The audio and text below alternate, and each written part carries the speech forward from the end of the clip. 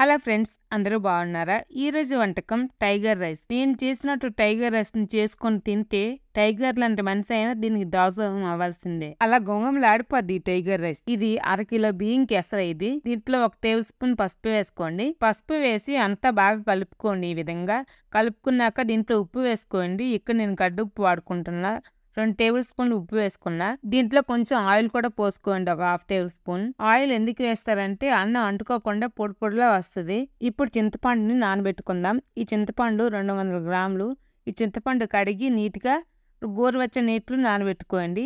గోరువెచ్చని నీటిలో కొద్దిసేపు నానితే గుజ్జు బాగా వస్తుంది. చింతపండు నానబెట్టినాక అన్నం పలుకు చూసుకోండి. పలుకు వచ్చినాక గంజి వార్చుకోండి. చూడండి, ఈ అన్నం వచ్చి బాగుంది కదా. అన్నం పడిపోకుండా ఇలా తప్పేలా మూతికి కట్టి గంజి వార్చుకోవచ్చు. అన్నం పడకుండా ఉంటది. ఇప్పుడు అన్నం వార్చుకున్నాక ఇప్పుడు పులిహోర పోపుకి తయారు చేద్దాం.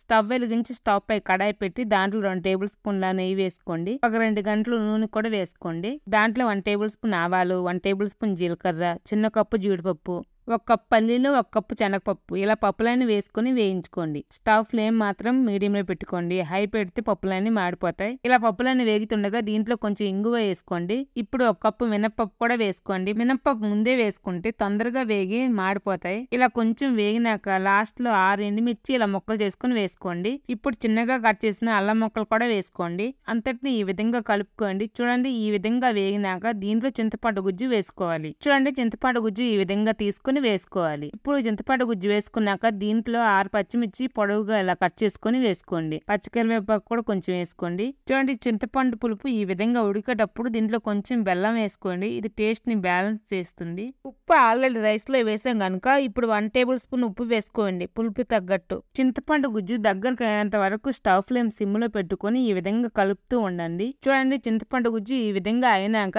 గంజి వాచి చల్లార్చిన అన్నంలో వేసుకోండి. చింతపండు గుజ్జును వేసుకుని అంతటిని ఈ విధంగా కలుపుకోవాలి. చూడండి, గుమగుమలాడే టైగర్ రైస్ రెడీ. ఇలా మీరు చేసుకొని చూడండి, చాలా బాగుంటది.